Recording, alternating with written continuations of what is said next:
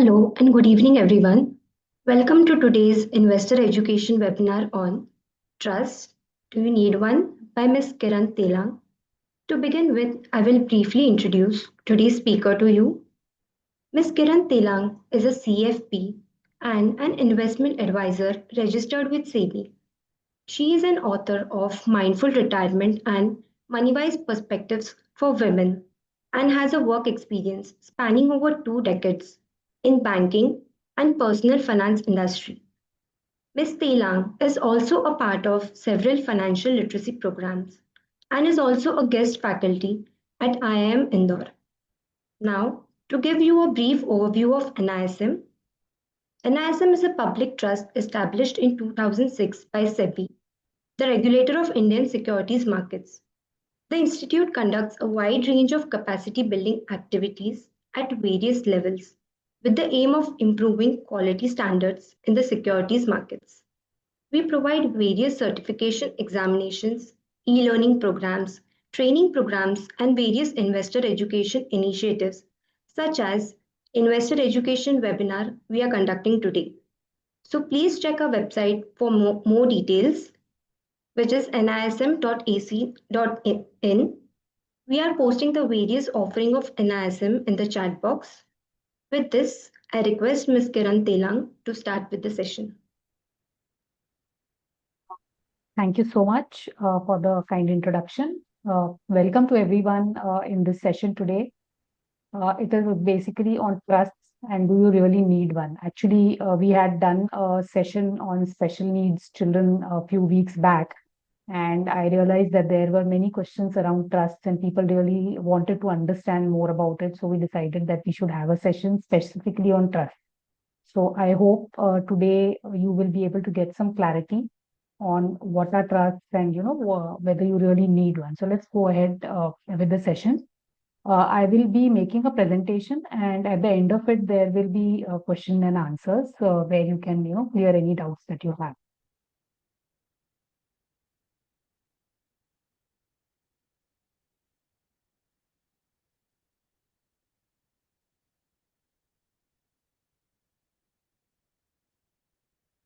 So the agenda of today's webinar will follow the pattern. What is a trust? Let us understand actually what actually a trust means. Why and when do you need to use a trust? Trust versus will, setting up a trust in India, taxation of trust, and some examples. So let me first begin with a poll. Uh, could the team please present the first poll question? Please take a minute to answer the poll that will show up on your screens.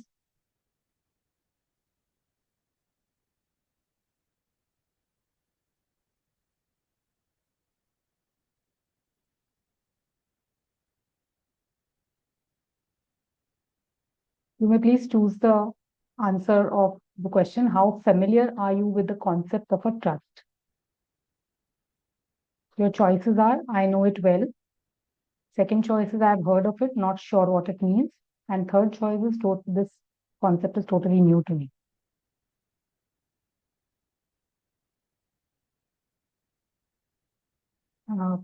Can we close the poll? Can we see the answers, please?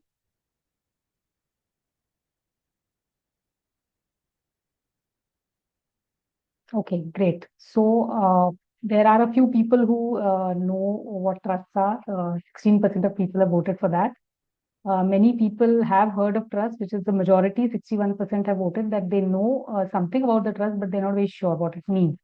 So I think we have a great audience where I'm happy to share my understanding of trust, and we can have some Q&A on that. And there are some people whom trust is a totally new topic. So welcome, and I'm happy that you'll be learning something new today. So let us move to first, what is a trust? So trust essentially is a confidence which is imposed by one person on another, and it is enforceable in law. For example, if I'm setting up a trust, I'm telling somebody that I'm giving, I'm trusting you to manage some assets or some properties for the benefit of somebody else. Trust is also a legal arrangement wherein the settler, that is I who is creating the trust, I am the settler, I am transferring some assets to the trustee for the benefit of the beneficiary. So let me just go to the key terms which are there in the trust, and you will get more clarity about what actually trust is. So the key terms in a trust structure is the author or the settler of the trust is the person who reposes or declares the confidence. So if I want to create, I think, just give me a moment. If I want to create a trust, just give me a moment. Something went wrong with my screen.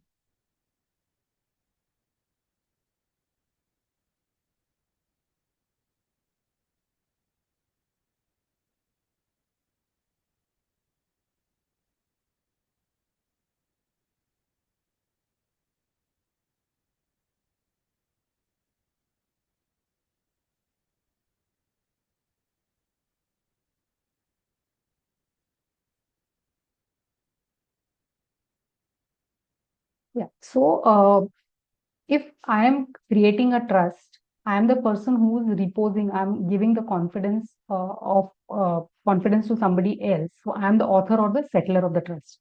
The person who accepts the confidence. So basically, the person who is going to act on my instructions is called the trustee. I am the settler of the trust. I'm telling somebody else to manage some property. So that person whom I'm giving this confidence to is called a trustee. The person for whose benefit the confidence is accepted is called the beneficiary of the trust. So if I am creating a trust for my child, I am the settler and my child is the beneficiary. And the person who will actually be managing the trust is the trustee. Now, the subject matter of the trust. So, what am I going to put in the trust? There is some property or some money which I'm going to put in the trust, which will be used for the benefit of my child. So, that property or that money or those assets are called the trust property. The instrument by which all this is going to happen is called the trust deed. So, a trust deed is a legal document wherein I'm going to mention that, this is how I'm creating the trust. These are the beneficiaries and these are the trustees. This is what I'm going to transfer in the trust. And how is the trust going to be managed? Who is going to get how much? How the trust is going to be run? What happens if, circumstances change? So all that uh, details are going to be mentioned in a document which is known as the trust deed. So I hope that is clear. The author is the person, author or the settler of the trust is the one who's actually making the trust and putting the money into the trust. The person who's accepting that confidence, basically the person who's going to manage it, is called the trustee. The person who is going to benefit out of this trust fund is called the beneficiary. Whatever assets you're going to put into the trust is called the trust property or the trust money. And the document by which this is going to be done is called the trust deed, right? So these are the basic concepts and the key terms in the trust. Now let's move to the next slide. Next poll. Could you please run the second poll question, please?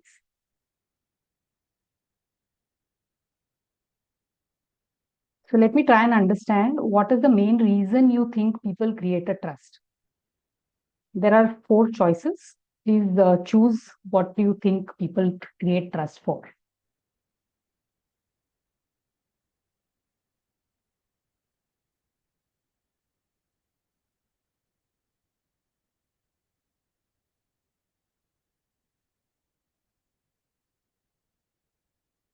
Yeah, could we close the poll, please, and see the answers? Great. So the maximum response is to protect family wealth. The second choice is to plan for dependence or special needs. The third one is to avoid disputes. And the fourth one is to save tax. So great. So a lot of people have this clarity that it is to protect family wealth and for dependence or special needs. So this is great. Let us go and look at what actually happens. So when I was talking about these key terms, so if I am a settler of the trust, why am I actually, when I'm managing things on my own, why would I call somebody else to manage it on my behalf? So if you think from that concept, I mean, from that point of view, I would need somebody else to manage my money or my wealth or my family wealth if either I am not there or if I'm incapacitated. So if I'm not able to take care of things and, do things as I intend to do for my family. And also, of course, there are people who are dependent on my decisions or my money, and that could be family, that could be, parents, dependent children, there could be siblings, or, they could be special needs children. So there have to be people who are dependent on your decisions, on your money. And there could be situations that arise where you might not yourself be there, or either you are incapacitated. So in those situations is when you will need somebody else to step in your shoes to manage the property. So why people set up a trust is to protect and provide for family members and dependents. So that is obvious that if you are not able to manage, either because you're not there or because you're incapacitated, somebody has to provide for the family members and the dependents. Preventing disputes and reducing litigation. So if you clearly mention how your wealth is going to be managed and how things are going to be taken care, who will get how much, for how long will people get money out of your, wealth that you have created. So all that, if it is written down clearly, it prevents disputes and even inheritance is taken care of. Preserving and transferring wealth in orderly manner, that is what inheritance is, that you've already defined as to how the property has to pass.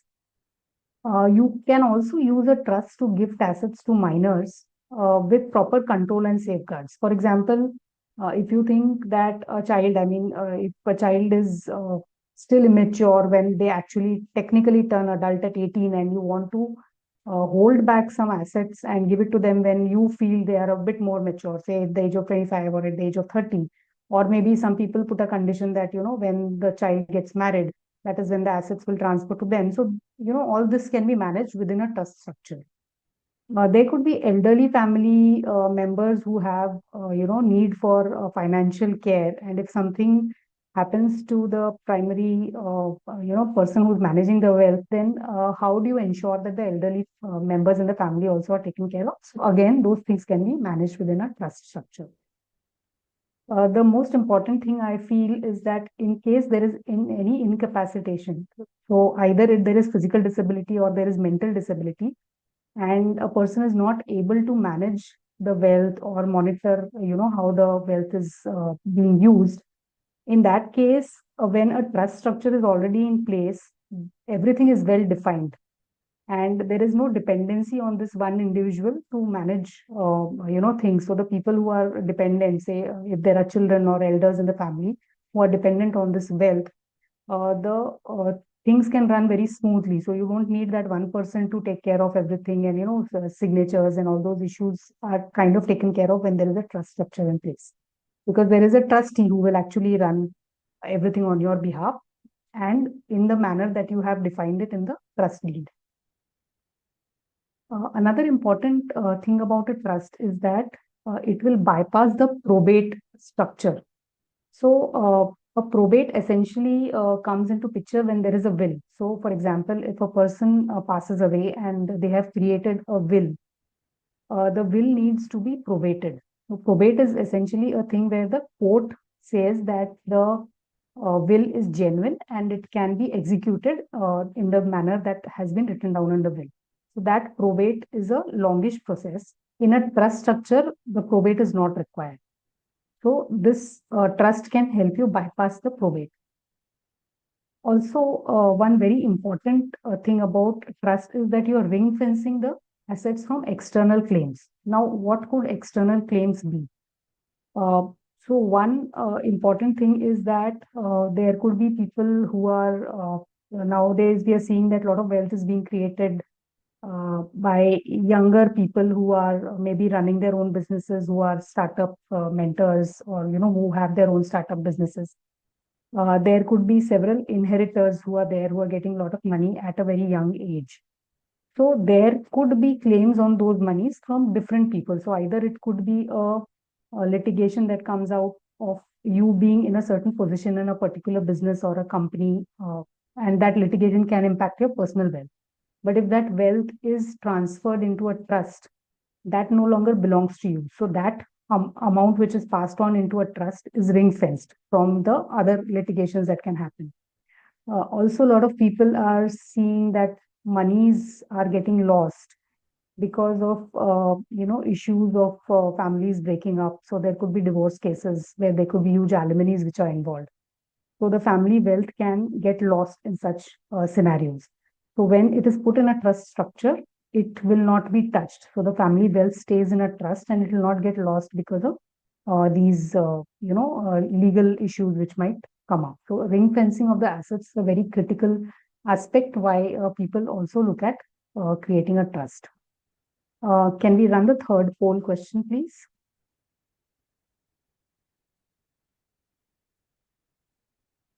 Do you think having a nomination is enough for smooth inheritance?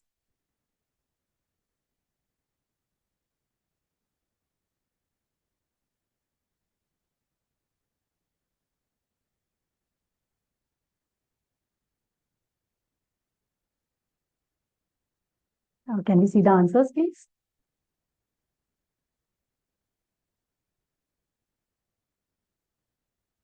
Okay, it's fairly evenly divided. A lot of people, 33% think yes, nomination is enough for inheritance.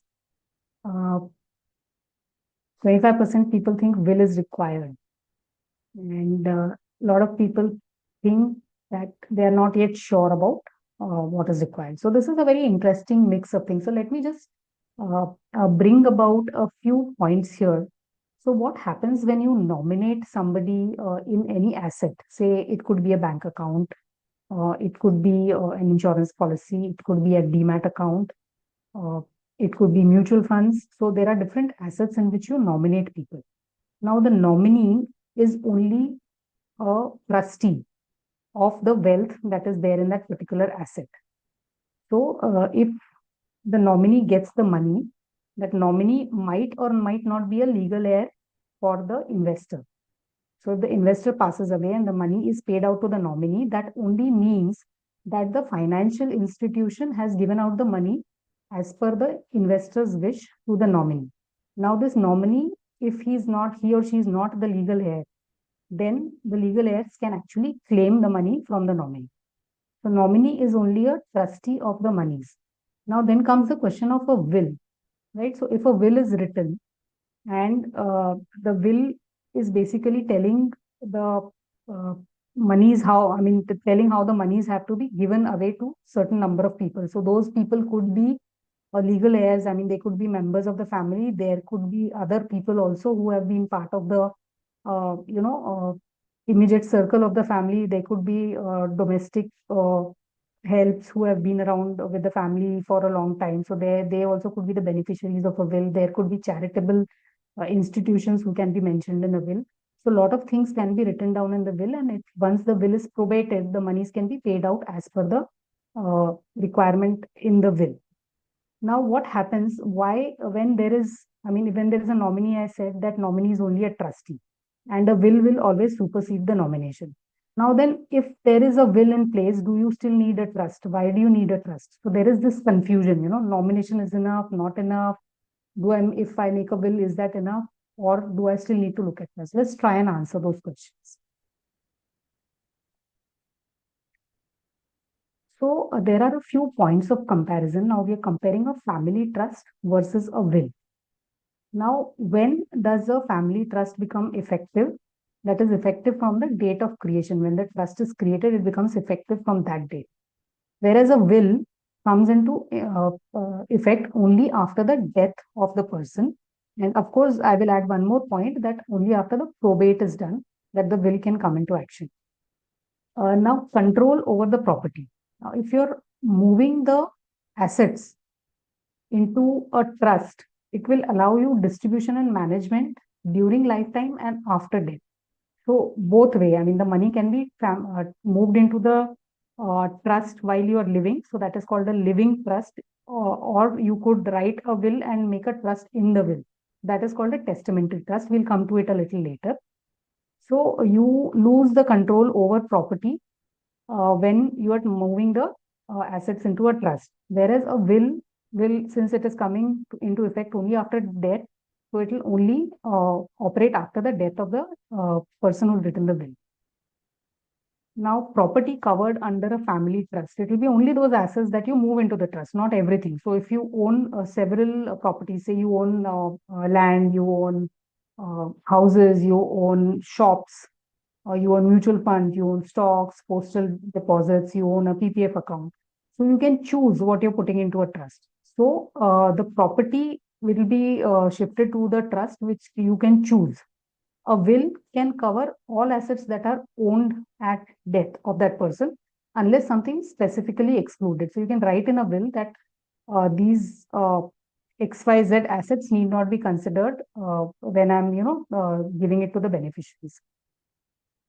Now comes the court involvement. This is what I was mentioning earlier, that when there is a will written, for the will to be executed, especially when there is, real estate involved, when there is property involved, a will usually requires a probate. So probate is mandatory in certain geographies of India, while it is not mandatory in majority of India. But in practice, what happens is that unless there is a probated will, the assets are not transferred into the name of the beneficiaries mentioned in the will. So in effect, practically, you need to probate a will. So that probate thing comes into picture when there is a will. In case of a family trust, probate is not required. And there is minimal court involvement. I mean, there is actually no requirement of going to the court when you're setting up a family trust and when the person who has created the trust is no more. Privacy is another concern. So, a will becomes a public document once it is probated. So, anybody can access the will and figure out who's getting what were the assets involved. So, it becomes a public property. Whereas a family trust remains very private because there is no probate involved. It does not get into the into the public domain. There is a lot of flexibility in terms of a family trust. It can be amended or revoked. Now, depending on how the trust is created, we will come to the types of trusts. So, depending on that, there is a lot of flexibility in certain trusts that you can create. The will can only be changed during the lifetime of the person who's writing the will, and it is final after the death. Obviously, there cannot be any changes made once the person has passed away. In a family trust, the trustees can manage the assets without interruption, whether the person who's, the settler is alive, not alive, or incapacitated. In all situations, the trustees can manage the trust without interruption. The flows of money to the beneficiaries will continue as per whatever has been defined in the trust. Whereas in case of a will, there is an executor who's mentioned in the will. So the executor can execute the will only after it is probated. So whatever has been mentioned in the will, that XYZ property goes to my son, or XYZ property goes to my daughter, all that can be executed only after the will is probated. The cost and the maintenance in will is very low. So you can write a simple will and you can just register the will. There is no cost for registration. The probate may add some cost because there is a court fee that needs to be paid and there will be lawyers involved. So there is a cost associated to that. So initially, in case of will, the charges are very, very low, but the probate will add up charges. In case of a family trust creation, initial setup can be a little expensive because there will be legal representation that will be required, and there will be also an ongoing administration cost of maintaining the trust. So these are essential points which are differences between family trust and will. So if I would like to put it simply, that all assets that you own need to have a nominee, because that will give the ease of passage of monies from the financial institutions to the nominee. Once the nominee gets the money, if they are the legal heirs, then the matter is over. But if they are not legal heirs, there are other claimants, then the will comes into the picture. So essentially, if things are simple, make a will and define whom you want to, pass on your assets to, in what proportion, or what specific assets need to go to somebody within your family or outside your family. If things are more complex, then you look at family trust structure creation. Now let us move to the next sheet. How do you actually set up a trust in India? So there are certain steps. You have to first draft the trust deed. You have to register the trust. You have to get a PAN card, open a bank account, and transfer assets. So these are essential things. Now, when you are actually, thinking of setting up a trust, there are three key professionals whom you need to involve. One is a financial planner, another is a chartered accountant, and third is a lawyer. Now, each of these professionals have different roles to play in creation of a trust. A financial planner is a person who can, who has an overall overview of your family wealth, legacy, what you're thinking, what are your requirements in the family, how do you intend to, transfer monies, or what could be the issues involved if, things are not in order. So the overview is available with a financial planner. They can help and guide you as to whether you need a trust or you don't need a trust, what could be the options that are available, and also what assets you need to move into the trust, how the cash flows will continue. Uh, all those things will be on overview available with a financial planner. The second most important, once you've decided that a trust needs to be made, then a lawyer involvement becomes important because trust is a legal document and it can be a very, very complex document depending on your particular position. So, depending on whether all the beneficiaries are in the country or there are multiple geographies involved, the assets could be located in different states. There could be different types of assets. The dependencies could be different. There could be, maybe a special needs child in the family. There could be other children in the family. So how do you, draft the deed in a proper manner? That is very, very crucial. So you need a lawyer to be involved in that process.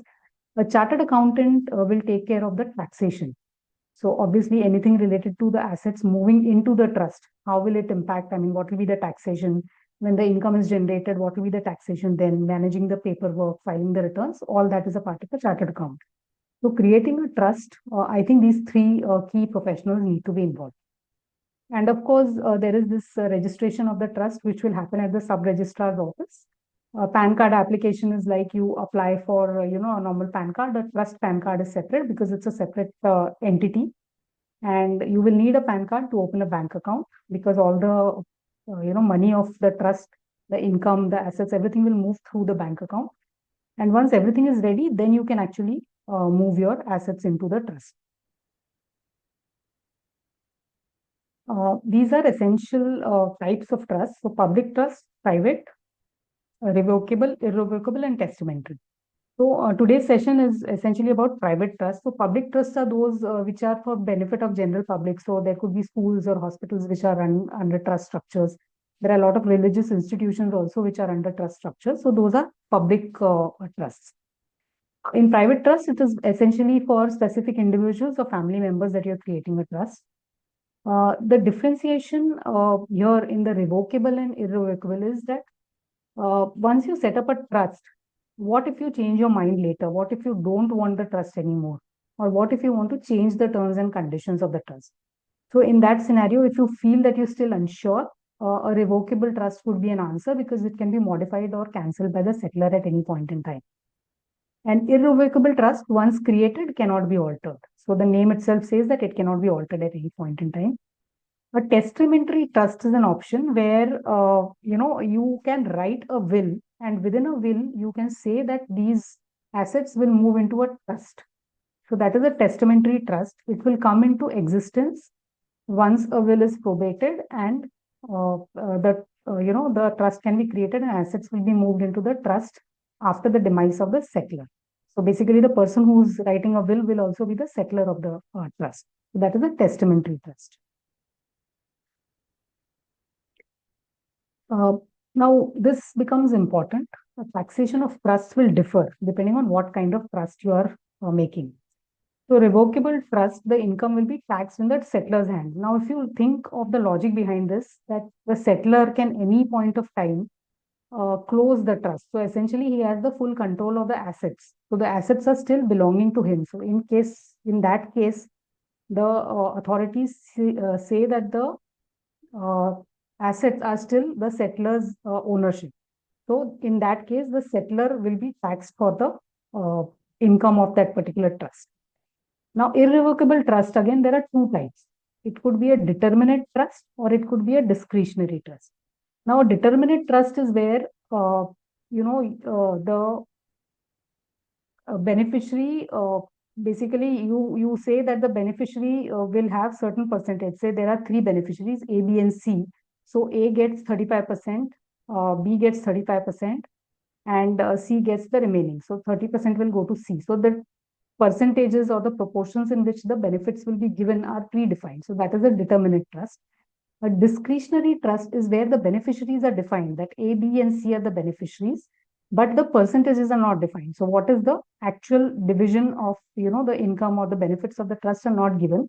That is entirely dependent on the trustees. The trustee can decide that in some year that the, 50% will go to A and 50% will go to B, and C will not get anything in a particular year. So the entire power is in the hands of the trustee. So that is a discretionary trust. So when the trust is irrevocable and determinate, then the income will be taxed in the hands of beneficiaries. When the trust is irrevocable and discretionary, so where the trustee has the full power, then in that scenario, the maximum marginal rate of taxation will be applied to the trust income in the hands of the trust. So why these two types of trust, and how do you actually, differentiate between what you should do if you have decided that, okay, I want an irrevocable trust, then how do you differentiate? So you have to look at a kind of thing where do you need flexibility. So in a discretionary trust, what happens is it kind of takes care of, changing circumstances. So in some year, maybe amongst the 3 or 4 beneficiaries that you have defined, say if you talk about ABC, that example that we were talking earlier, in certain years, maybe A is going through a difficult phase, maybe there is some illness or something where A needs more money. So the trustee can decide that, okay, in this particular year, A needs more money, so we will give more money to A. Suppose there is some problem in some year where B is facing some legal hurdles, and if that income comes to his or her hands, that income might get lost. So in that year, probably the trustee can decide that, okay, I will not give anything to B in this particular year. In certain years, C might have a higher requirement. Maybe he or she is going for higher studies, and that demands a lot of money for those particular 2, 3 years that he or she is going to be, pursuing higher studies. So in those particular years, C will get a higher proportion. So the entire thing can be adapted as per the needs. But again, there is a lot of power in the hands of the trustees. The trustee has to be honest and fair and do the right things as per the beneficiaries' needs and requirements. In determinate trust, it's simpler. You know that XYZ will have this kind of benefit and this will continue for a period of time. So depending on what your requirements are and what you're more comfortable with, you can choose between determinate and discretionary trust. Now, testamentary trust, as I said, they will be created by a will and it will take effect after the death. Now, when you're creating a testamentary trust, there should be 4 things that have to be taken care of. That the intention should be very clear. It should be clearly written in the will that, this is my intention to create a trust after my death. The purpose, that is the stated use of the trust property. So why is this trust being created? That has to be very clear. The beneficiaries have to be named very clearly. It has to be very clearly identifiable that this is the beneficiary. And the properties also must be very clear that these properties will be moving into the trust. So these 4 conditions have to be satisfied. So since it is going to be a testamentary trust, there is no registration involved because that will come into existence only after the will is probated and after the person is no more. And trustees can be separate from will executor. So you need not have the same people as the executor of the will and the trustee. A testamentary trust actually allows the allows to retain control over assets during the testator's lifetime. So if I'm making a trust during my lifetime and saying that after my death, the monies will go into a trust. So during my lifetime, the entire control of those assets is still with me. And of course, the flexibility of amending the will through a codicil or making a new will is always available. Trust comes into effect after death and after probate. So these are important conditions. The executor will implement the will and the trustee will administer the trust. So these are different roles. And there is also an option to appoint professionals as trustees, and you can also define the fees for professional trustees within the will. So this is about testamentary trust. This is just a brief, comparison of lifetime trust versus testamentary trust. We have already discussed this. I'll just run through this in a bit. Created during the settler's lifetime is a lifetime trust, and testamentary trust is basically created after the death via a will. Control of assets is lost upon transfer if it is a lifetime asset. So as soon as you transfer the asset into the trust, you lose control over the asset. The testamentary trust, the asset control is retained till death. Is it revocable? Yes, you can define a revocable trust or irrevocable trust when you are creating it. A testamentary trust is freely revocable until death of the testator. Registration is needed in case of a trust, yes, and stamp duty might be applicable. In case of a testamentary trust, since it is being written into a will, there is no stamp duty or registration required at that point in time. Privacy, of course, lifetime trust is more private, whereas a testamentary trust, because the will can be a public document after the probate is granted, the testamentary trust might again become a public document. Legal framework is lifetime trusts will fall under the Trusts Act, whereas a testamentary trust will have two things in picture. It will be Trusts Act plus Succession Act. Regulatory benefits may vary in the lifetime trust, and in a testamentary trust, because it is passing on as inheritance, there might be a lot of exemptions which can come into play. So that will depend on what kind of asset is being passed on through the testamentary trust. So as you see, there are differences, and you will definitely need help in terms of legal help and help of financial planner as to what is going to be put into whether you need a lifetime trust or you need a testamentary trust, what goes into a trust, what is outside of trust. So all these things will have to be discussed. So let us also look at the other side, disadvantages of a trust. So since we ran that poll at the beginning, a lot of people didn't know about trust or were not very clear. So we ran through some points. Now, as you see, the structure may be complex in case of a trust. It could be expensive to establish and to maintain as well. There could be transfer, a higher cost of transfer. So if you're moving real estate into a trust, there is a stamp duty applicable, and stamp duty differs by the state. So that can make it very expensive.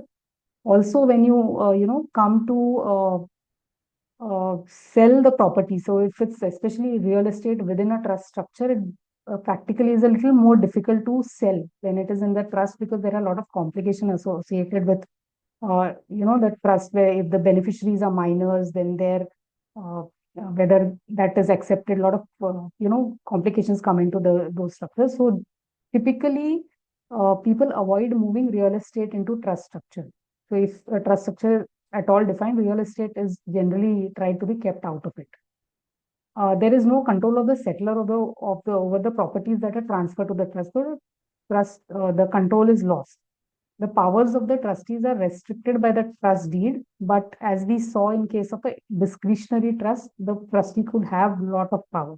So you need to have really, good trustees. So a lot of times, while your intention is good, you might not find people who you can, believe to be good trustees and who will act in confidence on whatever you want to do. Let us take one example. A will versus case, trust of Mr. Rajan. His age is 68. Mr. Rajan owns these kind of assets. He has a house, he has mutual fund investments, he also has a business, and he has some bank accounts. He has one dependent child who's a child with special needs, and he has two other adult children. Now let us run our last poll number 5, please.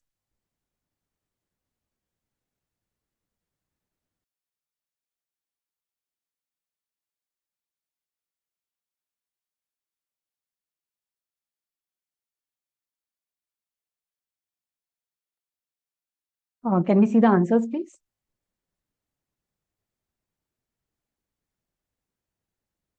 Fantastic. So 73% people have chosen a combination of a will and a trust.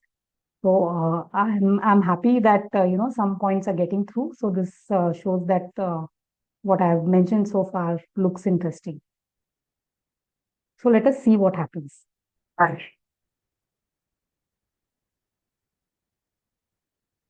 So in case of a will, Mr. Rajan, if he writes a will and gives equal shares to all children, he names the elder son as executor. The will come into effect on death and may go through probate. So that is the way things will happen.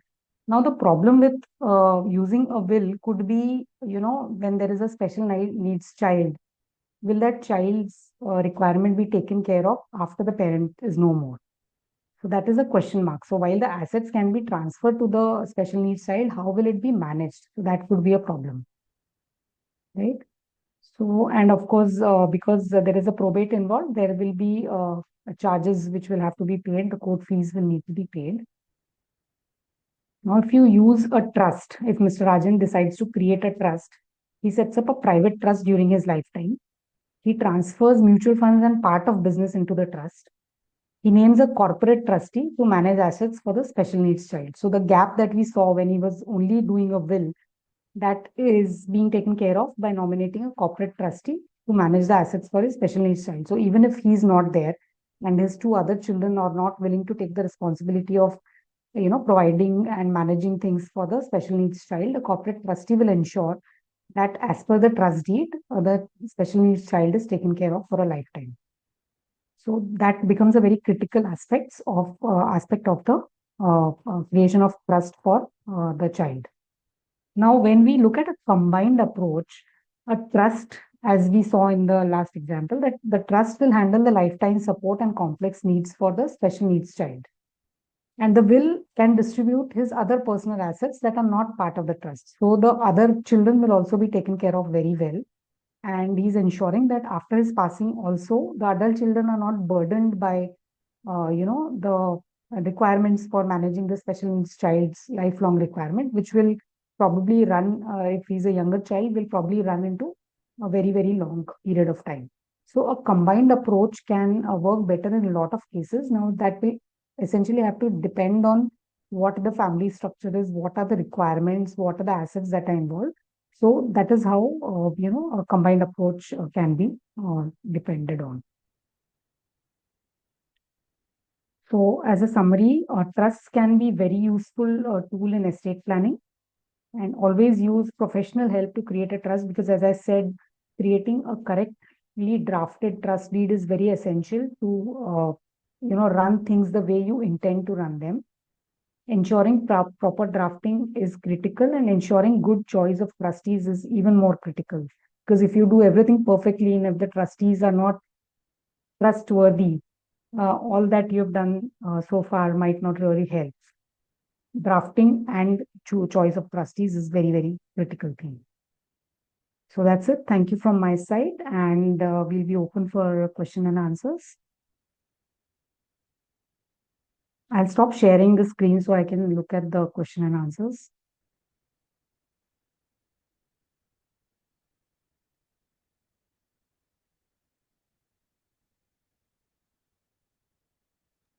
Now I request participants to ask questions in Q&A section so that ma'am can address the question.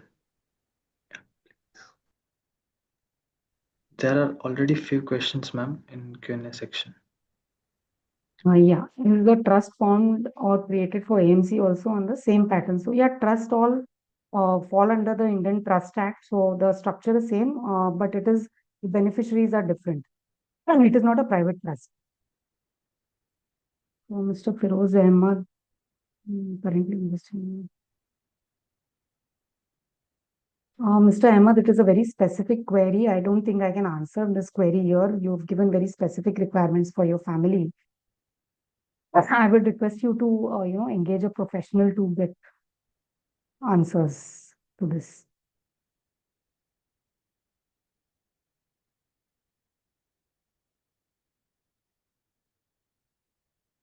Mr. Vivek Yadav is asking how to deal with real estate when you have multiple, you have it in multiple locations and expect the price to rise in near future, but the kid is a minor. Mr. Yadav, I think there are two questions that you are asking here. One is that your expectation of price rise. So that is an investment question. So let us keep that aside for the moment. If you have real estate and you intend to pass it to a minor child, there could be two ways. One is, you can write a will in which you can mention that these real estate properties, after you will pass on to your child. And since the child is a minor, you will need to put a guardian for the child till the child becomes major.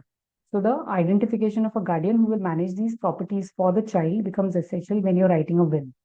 Now, if you decide to create a trust, as I said, putting real estate properties into a trust creates a lot of complications at the time of selling. So probably if you are planning to invest in real estate and sell it in a short period of time, maybe trust would not be your answer. But yes, writing it in the will definitely makes sense, because then you're ensured that the property passes on to your child, even if the child is a minor. Okay. Manish Gupta is asking cost of transferring assets to the trust.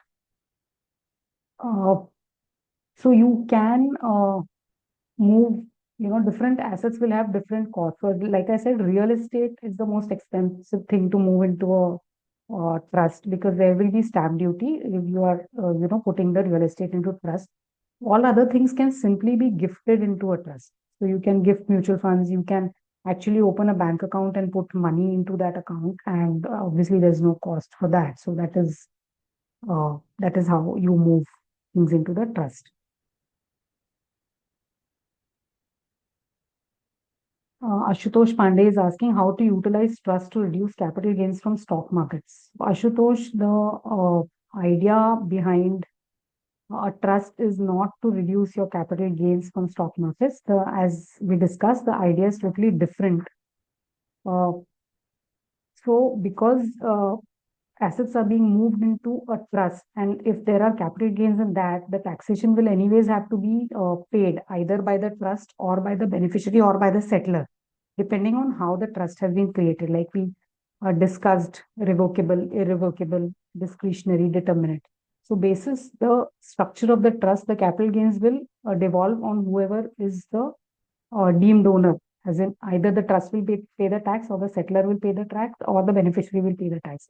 So you really cannot, avoid taxation. So the primary thing is not to avoid taxation. The requirement, the need for creation of a trust is totally different. I mean, it is not, a tax tool basically. Abhijit Satpute is asking why the trust is not that much popular than a will. So, Abhijit, as I said, the trust is a very good tool, but there could be complexities involved. It is a little expensive to set up a trust. And also, you have to decide what is the point where you think a trust will make financial sense for you, because there are costs associated with it. You will have to maintain the trust over a long period of time. So, whether the assets that you have created really demand having a trust in place. So there could be different answers for different people. So somebody with a 1 crore asset size also might think that this is my hard-earned money and I will need to put it in a trust structure so that I'm ring fencing my assets. Somebody with say 10 crores might think that no, I'm okay. Let me keep things simpler and let me put nominations and will into place. So each person will have a different answer. There's no hard and fast rule as to uh, you have to create a trust at a certain stage in life. It is how you foresee your family situation, how you foresee the risks in your situation, whether your dependents will be able to manage or not manage. There are a lot of things to answer before you decide to create a trust. Whereas in case of a will, it is pretty simple. If you have any assets, writing a will is a very, very simple thing. If there is no cost involved in it. Registration will have some minimal costs. If you go through intermediaries, there'll be some minimal costs which are involved. So will becomes a much simpler tool for succession. So that is why will is more popular. But I would still say that not many people still write wills also. So we are still at that stage where we are teaching people to make nominations in all assets, and then we come to the will, and now we are talking about trust because the wealth is increasing in the country. So I'm seeing that trust has become a topic of a lot of interest, and over a period of time, I'm sure they will also become pretty popular in India. Viral Trivedi, is creating a trust equal to estate planning, or is it broader?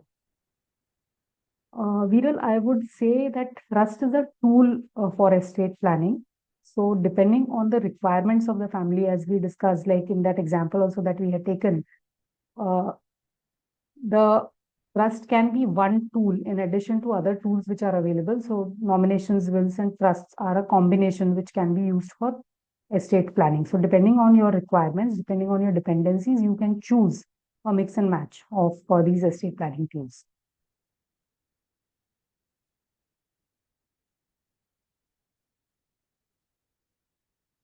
Shreyansh Shah is asking, trust created without any real estate should be registered with the sub-registrar. This sub-registrar of trust register or real estate register.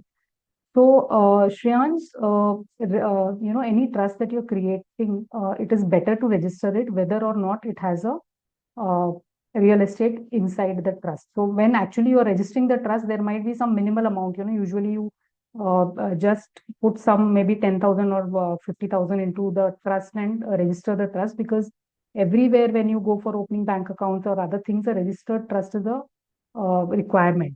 So whether or not real estate is there, registration of trust is essential. Sub-registrar's office, the same as where you go for registration of other documents. That is the office where you will need to go for registration of your trust as well. So as I said, a legal involvement is necessary. So a lawyer will be able to guide you better on these points. Kilari is asking, interstate inheritance and probate are mandated in trust.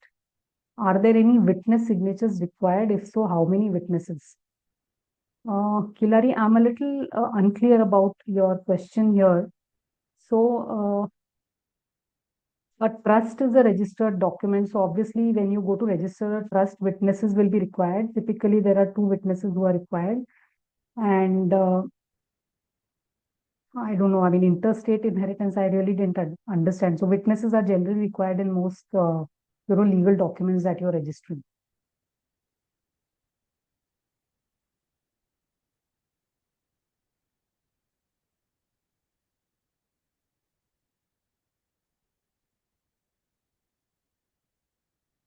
Rajput Hari Singh is asking, what is trust setup cost and what is the running cost of trust? The trust setup cost can differ. There will be a legal cost involved, as in the lawyer's fees will be involved. So it would range anywhere between 50,000 to, it can run into lakhs as well. So depending on the complexity of the structure that is required, the trust structure, the cost will be different for setup. Again, the management cost also depends on what is the complexity. So it could, I mean, if you are involving a corporate trustee, there'll be a regular fees which will have to be paid. If you're running the trust yourself, then obviously there's no professional fees that will be involved, but there will be taxation costs, there'll be filing costs, So there's the running of the cost, running the trust, if it is a simple trust and you're doing it yourself, might be very low. But if there is a complex structure, there might be a significant running cost as well.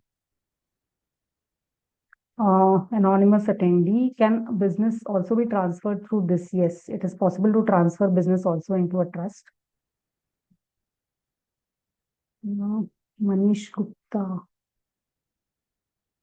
Cost of transferring assets to trust. Is the stamp duty registration same for immovable assets? So yes, there is a stamp duty involved when you are moving real estate into immovable assets into the trust. There will be a stamp duty and it will differ by state.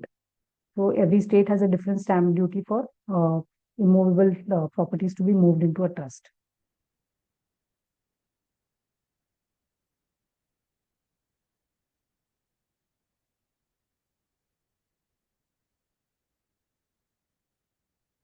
Manish Gupta is asking, no gift tax. So see, gift taxation comes into picture depending on who are the beneficiaries in the trust. So if the beneficiaries are family, so there is a section 56 of Income Tax Act which defines relatives. So there is a list of people who are considered relatives, and any money transferred to them as gift is not considered for taxation. So if your beneficiaries in your trust are your relatives as per that definition of section 52, then there will be no gift tax on the properties that are being transferred. But if there are people who are not relatives, then it becomes a different thing and then it becomes taxable. So if there is also a combination of relatives and non-relatives, there are some case laws which show that, it becomes a taxable transfer.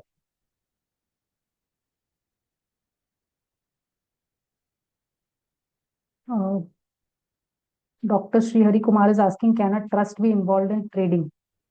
Uh, See, actually, what a trust can do and cannot do is written in the trust deed. So it has to be, that is why the drafting becomes very important. So what is allowed, what is prohibited, or if you want a broader definition of what can be done and what cannot be done, you have to mention it into the trust deed, and the trustee will have to follow what is written in the trust deed and accordingly manage the trust monies.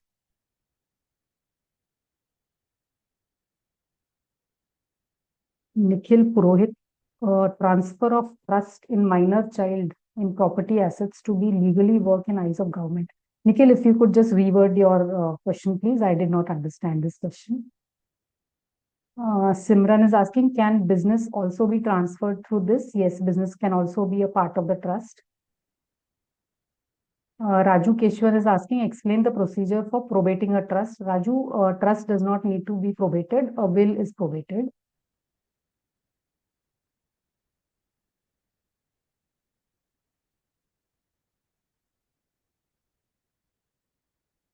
Manish is asking, in discretionary trust, once it is taxed at trust level, will it be still taxed at beneficiary level?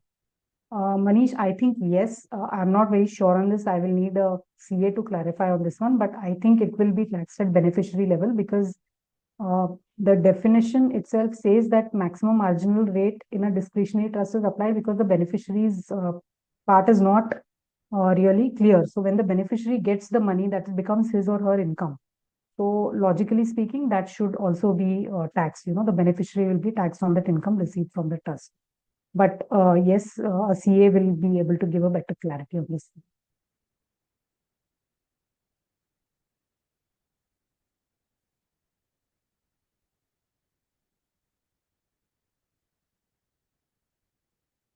Pradeep Belwal is asking, can trust deal in sale purchase of stocks from mutual fund?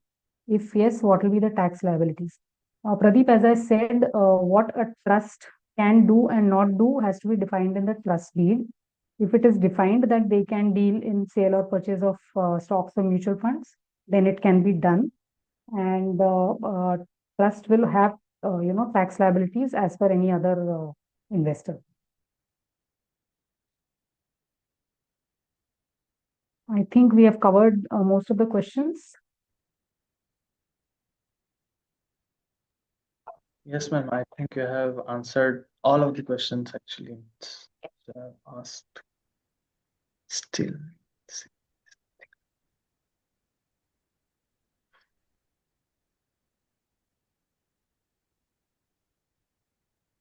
So I think there are no more questions. I think we have finished the list of questions that were asked. Yes, ma'am. Thank you so much, everyone, for your interest. And it was a good Q&A. I really loved answering these questions. Thank you so much. Yeah, thank you so much, ma'am. I would like to extend a heartfelt thanks as well for taking time and speaking at our webinar. Your insights, expertise, and presentation as well, ma'am, truly made a lasting impact on our audience. Thank you so much again, ma'am, for sharing your time and knowledge with us. Thank you. Thank you. Wishing a wonderful day, ma'am. Thank you. And also thank you to participants as well for joining us today. Your presence and engagement truly made this session meaningful and impactful. Yeah. Thank you all for joining us today. Thank you. Thank you. Now I request IT team to close the session.